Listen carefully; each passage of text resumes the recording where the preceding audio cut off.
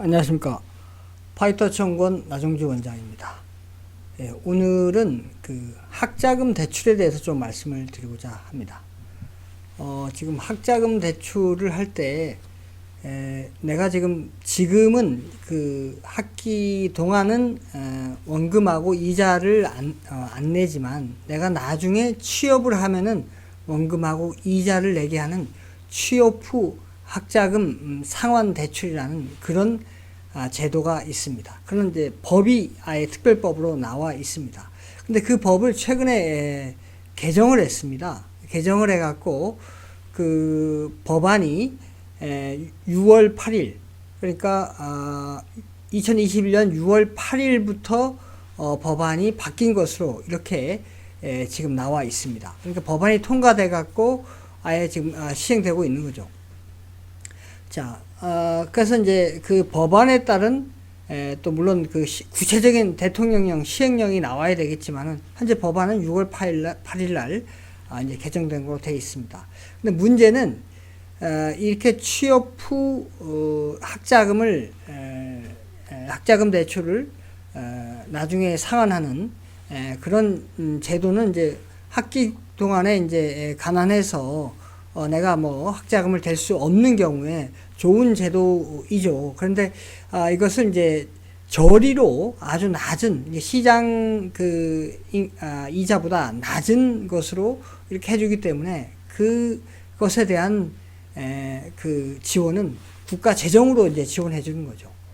그러니까 시장보다 낮은 금리는 국가 재정으로 이제 지원해 주는 거기 때문에 이 대상을 선별할 때 그래도 최소한의 기준이 필요합니다.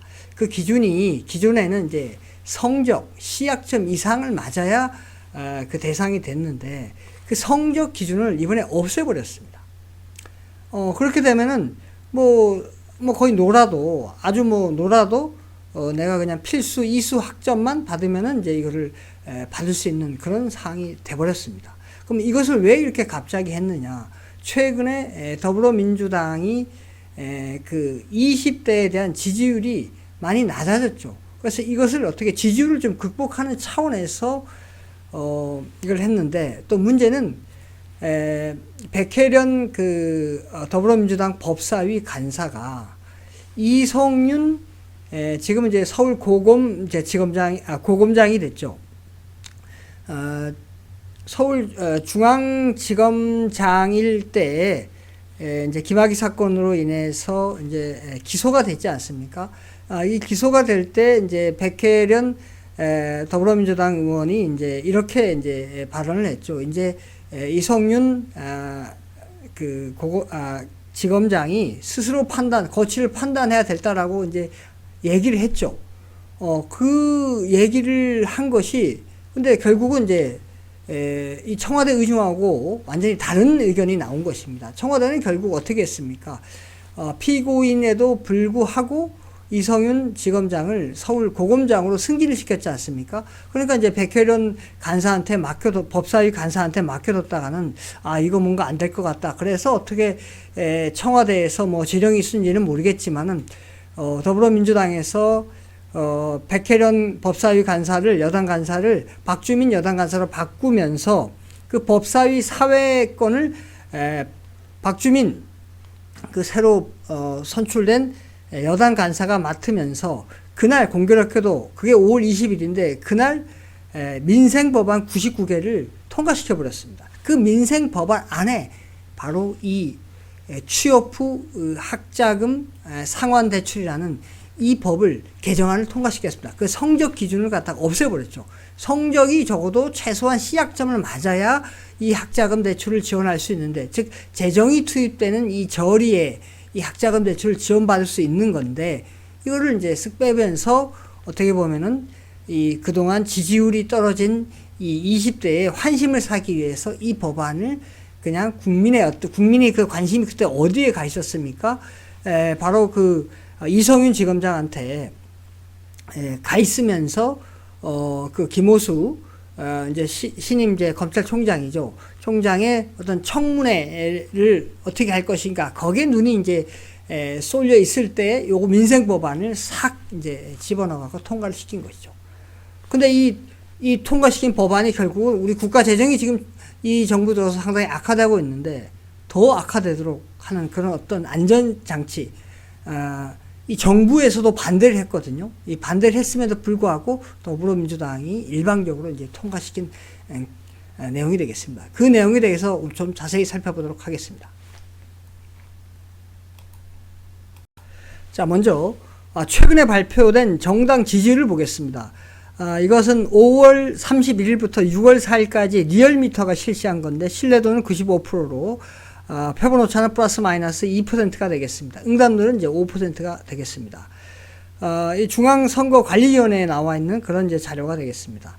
자, 보시면은 이제 맨 좌측에 전체 정당 지지율은 국민의힘이 이제 38%고 더불어민주당이 29.7%입니다.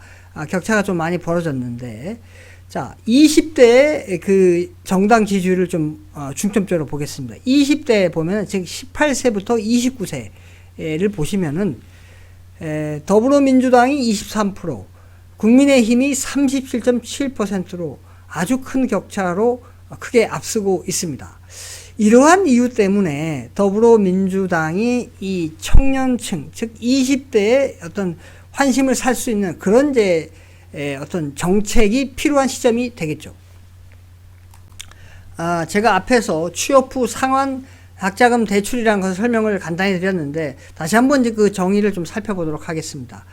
취업 후 상환 학자금 대출이라는 것은 대학생에게 학자금을 대출하고 그 원리금을 원금과 이자를 소득이 발생한 후에, 그러니까 취업을 하면 소득이 발생하지 않습니까? 소득이 발생한 후에 소득 수준에 따라 상환하도록 하는 그런 대출을 의미합니다.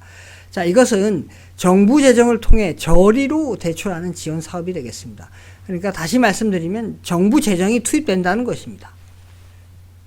자, 이 법 개정이 이루어졌는데 그 법 개정이 통과된 일정을 좀 살펴보도록 하겠습니다. 자, 이 관련 상임위는 이제 교육위원회인데 이 교육위원회에서는 이제 2021년 4월 26일 날 통과됐습니다. 근데 법사위는 이제 5월 20일 날 통과됐는데 이 5월 20일이 바로 법사위 여당 간사가 교체되는 날입니다. 백혜련 간사가 이제 박주민 간사로 교체됐고 이 박주민 간사가 여당 단독으로 99건의 민생 법안을 처리했습니다. 이 민생 법안 안에 바로 이 법안이 이제 포함됐습니다. 그래서 본회의는 이제 5월 21일 날 통과가 됐습니다.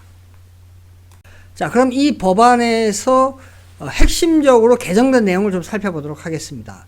자, 이 법안의 정확한 명칭은 이제 취업 후 학자금 상환 특별법입니다.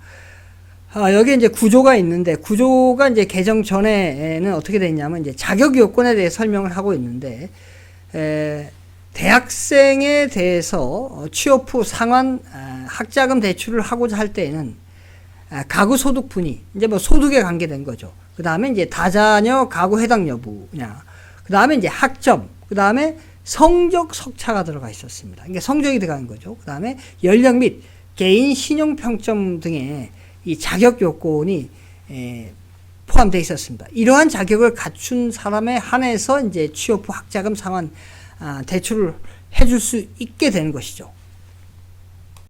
자, 이 법이 아까 민생 법안이 통과되면서 이제 개정이 됐는데, 그래서 6월 8일 날 그 법이 이제 개정된 게 이제 공표가 됐습니다. 아예 법제처에서 공표하는 거기 들어가 보면은 이 법이 이렇게 6월 8일 날 개정된 걸로 나와 있습니다. 자, 여기는 어떻게 되냐면 이렇게 되어 있습니다. 그 자격 요건이 가구 소득 분위, 이건 동일하죠. 그 다음에 다자녀 가구 해당 여부, 이것도 동일합니다. 학점도 동일합니다. 그리고 연령으로 갑니다. 빠진 게 바로 성적하고 그 다음에 개인 신용입니다. 이 두 가지가 빠졌습니다. 자, 그 다음에 또 이제 개정된 것이 있는데 그게 이제 3조가 개정됐는데 이건 대상입니다. 대상에 보면 아까 대학생이라고 표현되어 있는데 이 대학생이란 고등교육기관에 재학하고 있는 학생을 말합니다. 여기서 학생은 외국인하고 대학원생은 제외한다. 지금 개정 전입니다. 이 3조에 나와 있는 대상은 즉 대학원생은 지금 제외한다고 되어 있습니다. 자, 그런데 개정 후에는 이 대학원생도 포함되어 있습니다. 대학생이랑 이렇게 돼 있습니다. 고등교육 기관에 재학하고 있는 학생으로 전문 학사학위 과정, 이제 학사학위 과정, 쉽게 이제 학사학위라 보고 이제 대학생이 되겠죠. 우리가 통상 얘기하는. 그 다음에 석사 과정, 박사 과정이 이제 들어갑니다. 그러니까 석박사 과정이 들어가게 되는 것입니다. 자, 여기에 대해서 이제 관련 부처인 기획재정부가 이제 이렇게 의견을 냈습니다. 학업 의지가 있는 대학생에 최소한의 학업 동기를 부여할 필요가 있으며 성적 기준 폐지 시 학업 성취도 저하로 취업 가능성이 떨어져서 제도의 지속 가능성이 저해될 우려가 있다. 그러니까 최소한의 학업 동기를 부여한다는 게 바로 어느 정도 C학점 이상을 받아야 하는 그런 어떤 성적은 어느 정도 유지해야 된다. 사실 이런 학자금 대출이 바로 공부를 열심히 하도록 하기 위한 지원 대책이지 않습니까? 공부를 열심히 한다는 게 어느 정도 성적이 유지돼. 적어도 C학점 이상은 유지돼야 되지 않습니까? C학점 밑으로 내려간다는 것은 거의 공부 안 한다고 논다는 얘기가 되겠죠. 그리고 또 이렇게 성적 기준을 폐지해버리면은 성적이 저하되니까, 성적이 낮으니까 취업되기 어렵죠. 취업되기 어려우면은 결국은 돈을 갚을 수가 없겠죠, 나중에. 그러니까 이게 제도가 이 지속 가능이 어렵겠죠. 그래서 이제 제도의 지속 가능성을 얘기하고, 그 다음에 이제 성적 기준을 유지하고는 일반 학자금 대출이 있습니다. 여기에 그 취업을 한 후에 원리금을 상환하는 거 말고 일반적으로 이제 학자금 대출하는 게 있는데 여기는 이제 성적 기준을 그대로 유지하고 있기 때문에 형평성이 이제 문제가 되고 있습니다. 이러한 이제 것은 이제 기획재정부에서 반대 의견을 낸 것이죠. 또는 아까 그 대상에서 그 대학원생을 추가한 것에 대해서 또 이렇게 얘기하고 있습니다. 기획재정부에서 대학원생은 학업과 병행해서 경제활동이 가능하고 학업 종료 시점이 모호하다는 특성을 고려하여 이 대상에서 제외해야 된다. 이렇게 이제 반대 의견을 내고 있습니다. 그러니까 대학원생은 어떻습니까? 이제 뭐 이렇게 학업을 주로 병행을 하지 않습니까?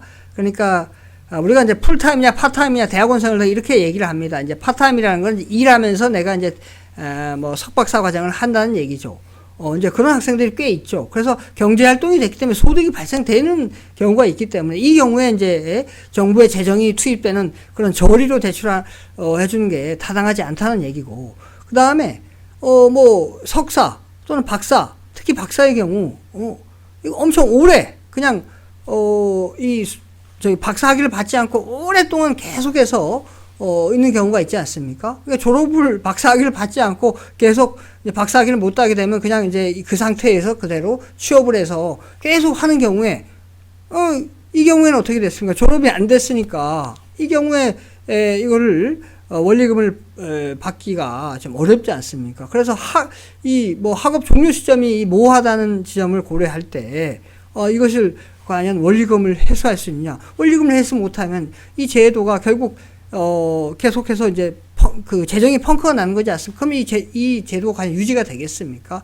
이런 점에 있어서 이제 관련 부처인 기획재정부에서 반대 의견을 냈죠.